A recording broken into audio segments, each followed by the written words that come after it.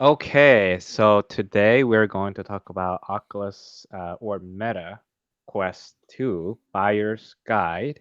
And my name is Elisha Terada. I'm the Technical Innovation Director at Fresh Consulting. And Yeah, and I'm Johnny Johnny? Rodriguez, Strategic Innovation Director here at Fresh Consulting. Both of us part of Fresh Labs, and excited to talk about the Quest 2.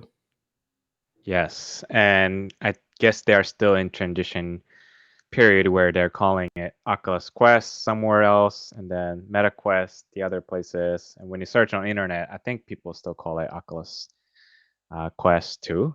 But we wanted to pay our attention or focus on this Horizon Worlds that Facebook recently announced. Unfortunately, I still don't have access to the Horizon Worlds. Johnny, I know you already have access and you have I do. played with it already. Yeah, Yes, if I you want to have. share my screen here and I can show the Yeah, Horizon Worlds. Yep.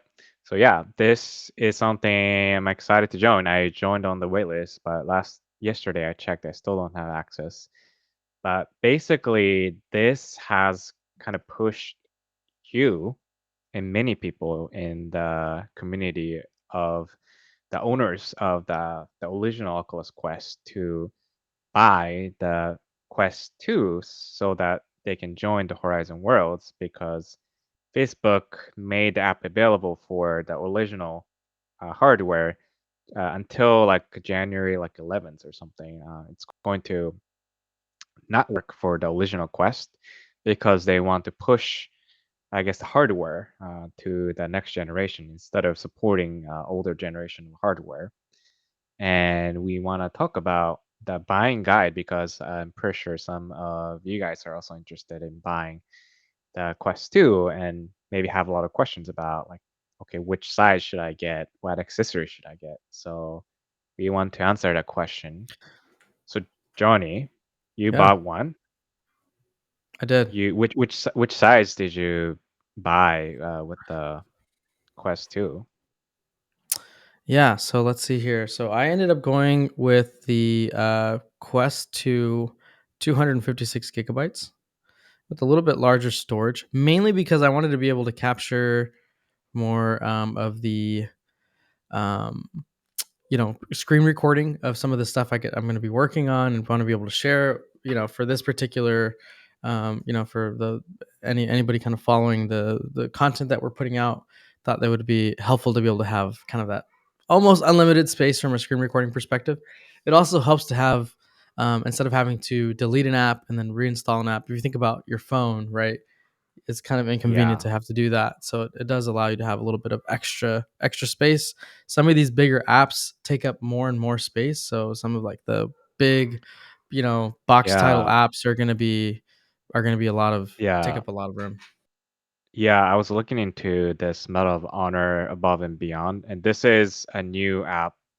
Trying to go to products page, but basically the app takes 40 gigabyte to install. And this is Yeah. basically like a next generation of like a gaming experience, right? So they probably want to put a lot of effort into like textures and everything, despite it being, Yeah. the VR headset, which usually are kind of lower in the texture detail to make it work smoother. But I think they're pushing for like more and more. And I think more apps or games especially are going to be uh, larger in size. So I think if you only go with 128 gigabyte, I think just by installing the game and maybe other apps, like you're gonna max out the storage quickly. Yep. Yeah, and I think the price difference is $100. So 299 to 399. So it's additional 128 gigabyte for $100. I think the price ratio is okay, but I think to be future proof, it's probably good to get 256. And I think probably when you sell it in the future, people probably want the larger capacity.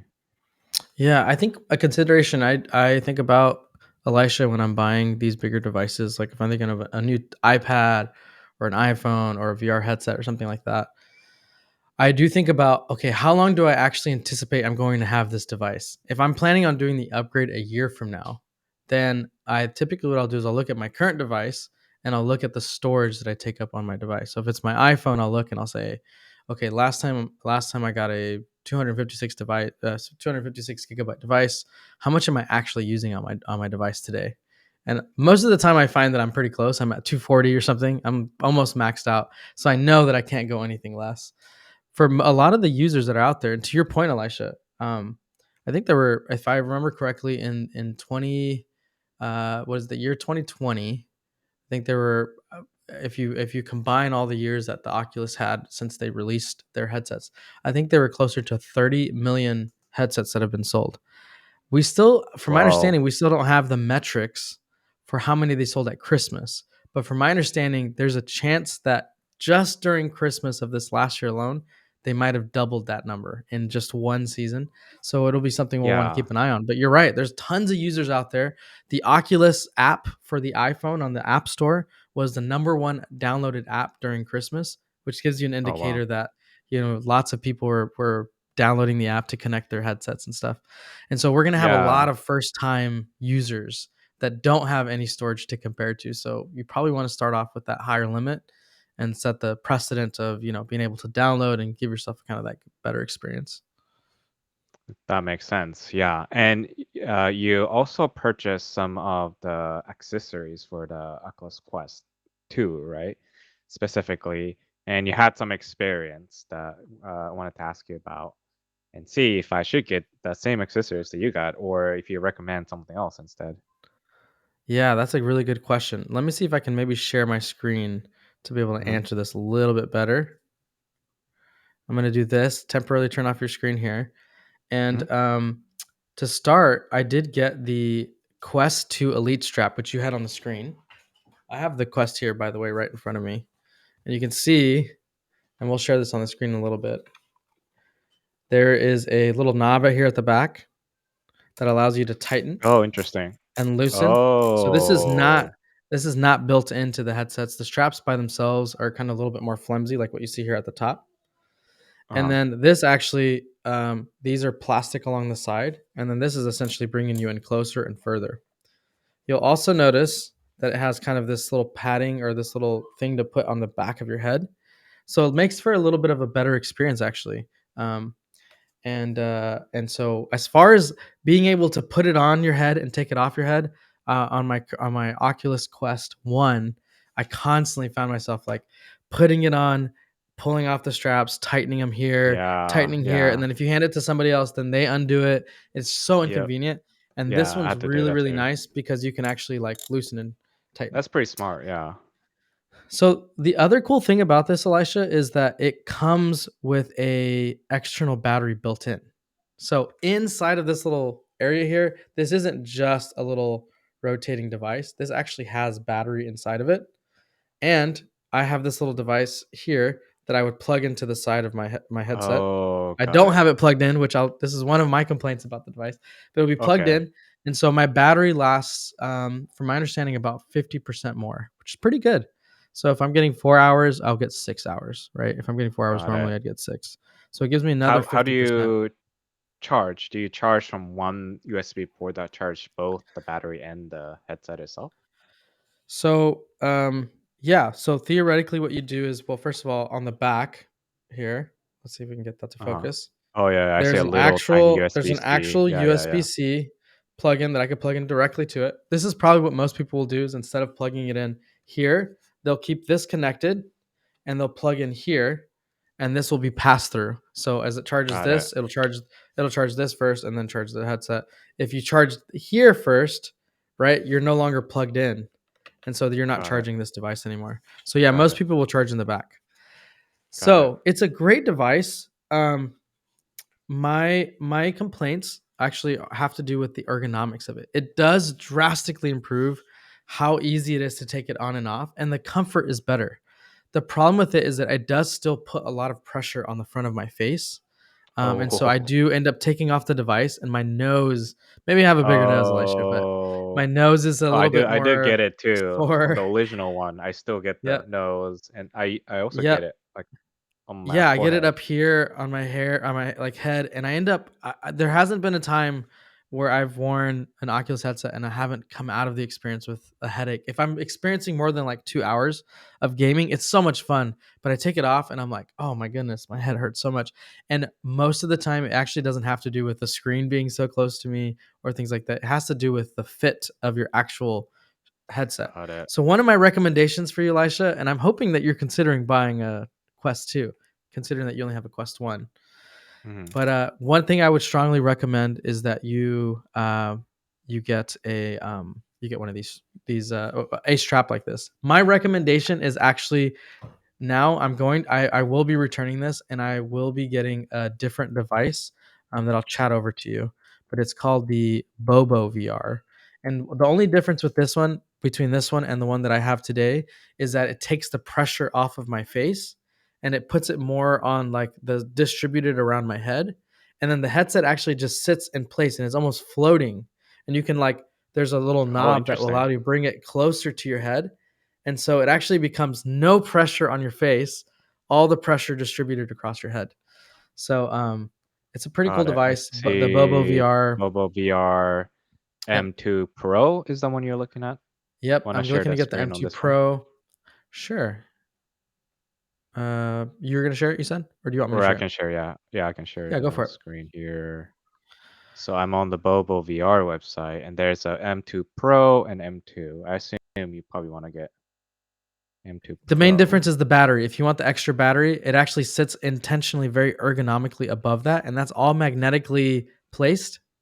They also Oh, just came out with interesting. their own charging box that your whole device sits on and the Bobo VR sits in, and it ends Oh, up yeah, because charging both.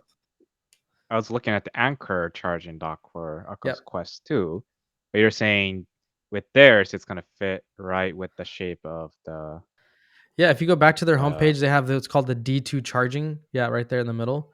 And there's a little slot for the battery in the back. You can keep the one on the Oh, actual I device, see. and the second one can go in the back. I And it see, kind of and it plugs has in. a mo So yeah, and I actually do have the Anchor one, Elisha. It's right here, and I won't actually. Maybe I will show briefly. I do have this here. The problem, and I'll just tell you one quick go. It's so convenient to charge on this thing. It's amazing. It's amazing. The problem is, I have to actually have this. Uh, I have to have this little magnetic plug-in uh-huh. always plugged into my headset, which means I can never plug in this strap. Right? Oh, It what? means that this sits here, and that actually magnetically, that's almost like a Qi charger or like a Yeah, yeah, like yeah. it basically sits on the dock, and then it charges kind of through kind of the Okay, touch. It kind of that's magnetically kinda connects. inconvenient. And so I have to take it off every I time I plug it see. in or every time I take it on. And the other problem is my right joystick doesn't charge at all. So I came with a defective box. Pretty bad experience from the Oh, beginning. But interesting. I will be trying Bobo VR, maybe coming back with some recommendations on that. Yeah, I like that Bobo VR is, like, actually a little bit cheaper, um, and also that they are basically like a built both are built by same company to work together as opposed to with just the Anchor building separate thing. I obviously didn't think about, the Qi charging part, right? So, Yep.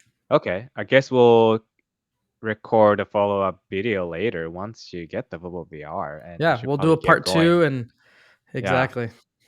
I should get going with the Quest 2, but don't get the accessories yet, right? And then we'll Hold on the see. accessories Yeah. and verdict will be out on which one are the best ones, but definitely a great device, pretty powerful. Well, Definitely grab one. cool. Well, for more videos or for the follow-up videos, make sure you guys follow us on YouTube, and we also have some of the social media links that you guys can follow us for more real-time updates. Well, thank you, Johnny, for showing me the Oculus Quest 2 and its accessories. No Thank problem. you. See you.